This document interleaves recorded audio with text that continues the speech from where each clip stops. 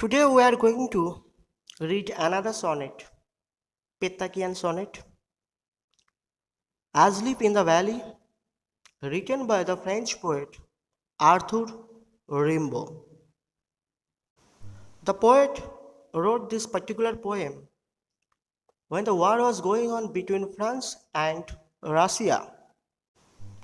The poet wants to convey his message through this poetry, Asleep in the Valley.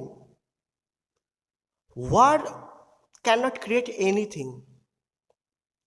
It can destroy thousands of innocent souls. That is why the poet is speaking about in this poem the futility of war, the meaninglessness of war, which killed many young soldiers. Before going into the text, as I already told you, it is a sonnet poem, a Petakian sonnet. So those who don't know what is called sonnet, what is called Petakian sonnet or Italian sonnet or Shakespearean sonnet or English sonnet. So I have already made a video on sonnet number 18. You should watch that video. There you will find an introduction to the sonnet that will definitely help you. And in the description box, I'll drop the link of that sonnet where you will find an introduction to the sonnet. So let's start the poem. A small green valley where a slow stream flows.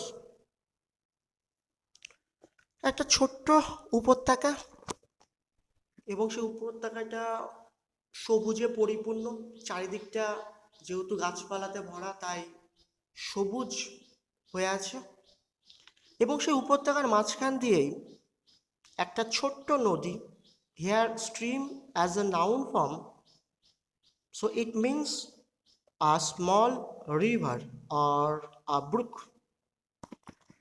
তাই সেই উপত্যকার মাঝখান দিয়ে একটা ছোট্ট নদী flows হচ্ছে, প্রবাহিত হচ্ছে, ডেফিনেটলি স্লোলি, আস্তে আস্তে। তা একটা উপত্যকার মধ্য দিয়ে, যে উপত্যকাটা পুরোপুরি সবুজ দিয়ে ঘেরা, তার মধ্যে দিয়ে বা তার মাঝখান দিয়ে একটা ছোট্ট নদী প্রবাহিত হচ্ছে খুবই ধীরে ধীরে, খুবই আস্তে আস্তে, and leaves long strands of silver on the bright grass.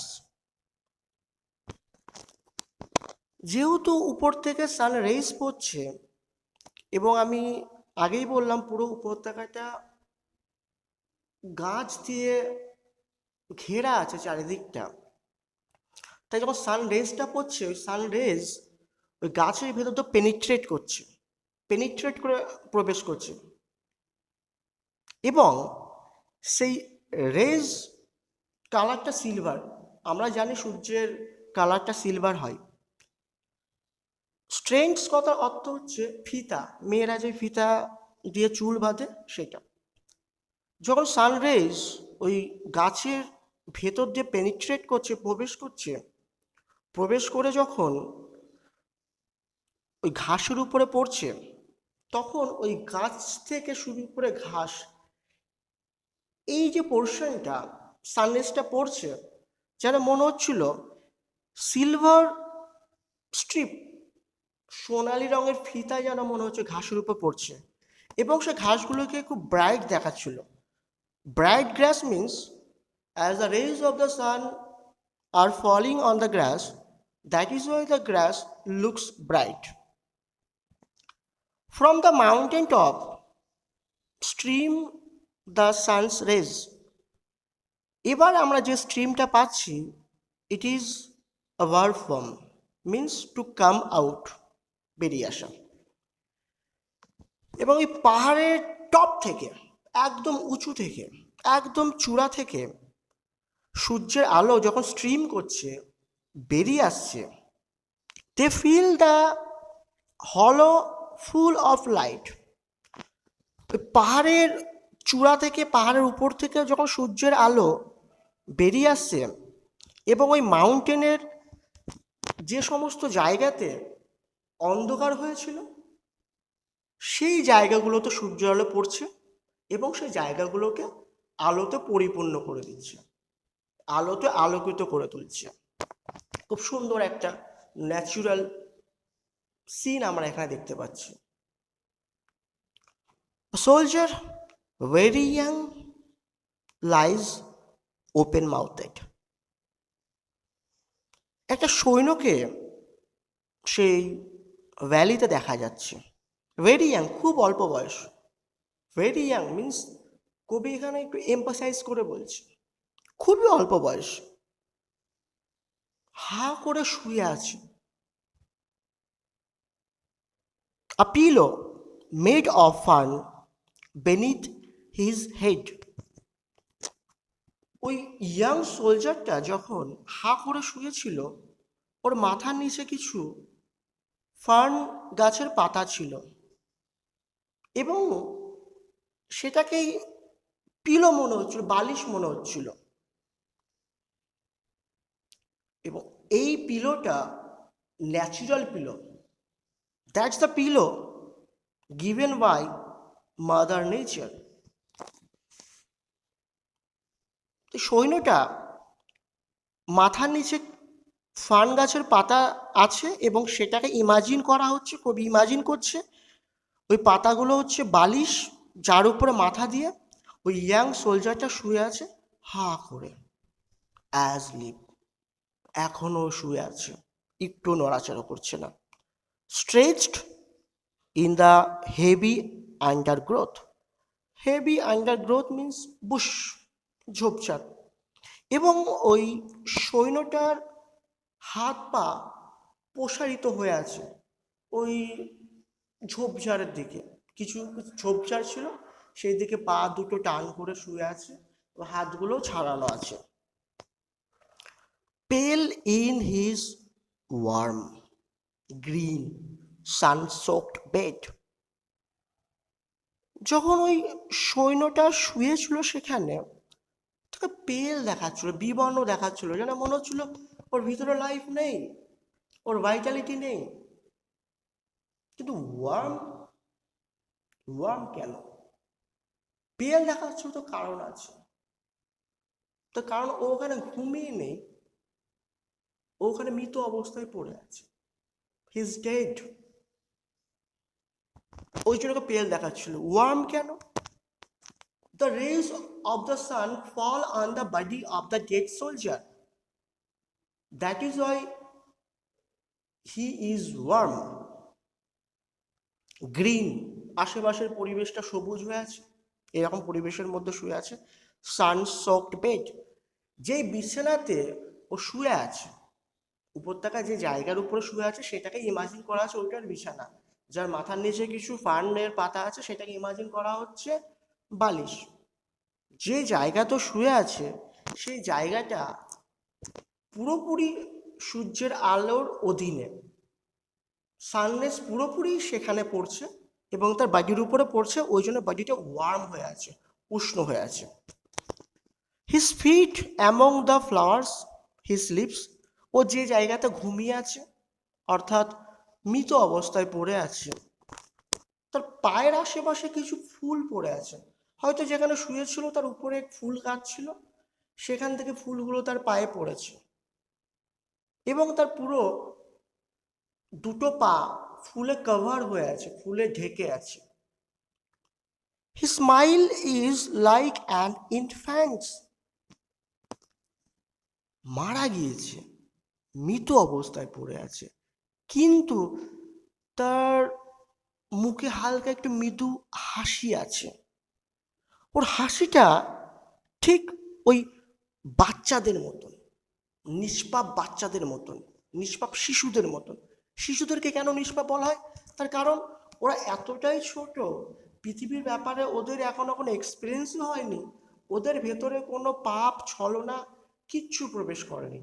ওই জন্যই শিশুদের হাসি কে নিষ্পাপ বলা হয়, যাকে গডের হাসির সঙ্গে তুলনা করা হয়। ও সৈন্যটা মৃত অবস্থায় পড়ে আছে, কিন্তু ওর মুখে যে হালকা হাসি আছে সেটা শিশুদের মতো, জেন্টেল, খুবই মৃদু হাসি, উইদাউট গাইল, উইদাউট এনি ডিসেপশন। ওর হাসির মধ্যে কোনো ছলনা নেই, কোনো প্রতারণা নেই। বললাম অনেকটা ইনফ্যান্টের মতো। Nature, keep him warm. হে প্রকৃতি, আমি তোমাকে রিকোয়েস্ট করছি, আমি তোমাকে অনুরোধ করছি, তুমি একটু ওয়ার্ম দিতে থেকো। যেভাবে সানরাইজটা পড়ছে ও শরীরটাকে হিট করে রাখছে, এটা যেন কন্টিনিউ চলতে থাকে। কেন? একটা মানুষ যখন বেঁচে থাকে তার শরীরটা হিট হয়ে থাকে, শরীরের ভেতরে ওয়ার্ম থাকে। মৃত্যুর পরে সেটা পুরোপুরি কোল্ড হয়ে যায়, শীতল হয়ে যায়। ও মারা গিয়েছে, তাও কবি রিকোয়েস্ট করছে নেচারকে, ওর ভেতরে ওয়ার্মথ তুমি দিতে থাকো, যাতে ওর ভেতরে লাইফটা থাকে, ভাইটালিটি থাকে। এইটা একটা কবির একটা এমন একটা request that looks like madness. এরকম একটা কবিতা ছিল ফিউটিলিটি নামে, এক্সেলেন্ট পোয়েম, যেটা ওল্ড সিলেবাসে ছিল 8-এ। যদি সম্ভব হয় সেটা অবশ্যই পড়ো, excellent poem. He may catch cold. তুমি কিন্তু ওকে কিন্তু ওয়ার্মথ কিন্তু দিতে থাকবে। You should give him warmth, otherwise he may catch cold. দেখো, তুমি যদি ওকে ওয়ার্মথ না দাও, ও কিন্তু ঠান্ডাতে কিন্তু অ্যাফ্লিক্টেড হয়ে যাবে, ওর ঠান্ডা লেগে যাবে। ঠান্ডা লেগে যাওয়া মানে কি? বডি কোল্ড হয়ে যাবে, মিনস ওর ভেতরে লাইফ ভাইটালিটি কিচ্ছু থাকবে না, ও তো ডেড অবস্থায় আছে। As long as you are giving him warmth, we can imagine that the vitality still in him. কিন্তু যখন এটা বন্ধ হয়ে যাবে, তখন কিন্তু শরীরটা ঠান্ডা হয়ে যাবে, তখন ও পুরোপুরি মৃত। অ্যাকচুয়ালি মারা গিয়েছে, কিন্তু কবি একটু লাস্ট ইমাজিন করছে, যাতে হয়তো নেচারের বা সানের রেজের মাধ্যমে যদি ওর ভেতরে একটু ভাইটালিটি আসে, লাইফ আসে। The humming insects don't disturb his rest. এই ইনসেক্টসগুলো, এই পোকাগুলো, তোমরা কি করছো? তোমরা কেন হামিং করছো? তোমরা কেন গুনগুন করছো? প্লিজ এটা করো না। ও এখন শান্তিতে ঘুমিয়ে আছে, প্লিজ ডিস্টার্ব করো না ওকে, ওকে বিরক্ত করো না, ওকে ঘুমোতে দাও। হি স্লিপস ইন সানলাইট। দেখতে পাচ্ছ না ও সূর্যের আলো তো ঘুমিয়ে আছে? দেখতে পাচ্ছ না? তাই তোমাদেরকে অনুরোধ করছি, তোমরা কিন্তু একদম ওর কানের কাছে গুনগুন করবে না, ওর ঘুমটাকে ডিস্টার্ব করবে না। ও এখন সূর্যের আলো তো দিব্যি ঘুমিয়ে আছে, থাক। One hand on his breast. সৈন্যটা এখন ঘুমিয়ে আছে, তার একটা হাত বুকের উপর রাখা আছে, অ্যাট পিস, শান্তিতে ঘুমিয়ে আছে।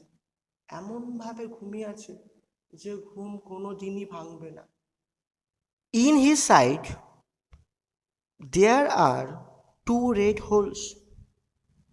এবং ওই সৈন্যর বডিতে দেখা যাচ্ছে, শরীরে 2টো রেড হোলস দেখা যাচ্ছে, 2টো ক্ষত স্থান দেখা যাচ্ছে, যেটা লাল হয়ে আছে। অ্যাকচুয়ালি এই ক্ষতস্থানটা কিছুই না, ও শরীরে 2টো বুলেট ঢুকে আছে। যখন ওয়ার চলছিল, when the war was going on and he was fighting with the enemies, at that point he was stuck with 2 bullets, and the cruel war destroyed the life of this young and innocent soldier. That's it. Here lies the futility of war. That's the message the poet wants to always convey war can create nothing, but it can destroy innocent thousands of young soldiers.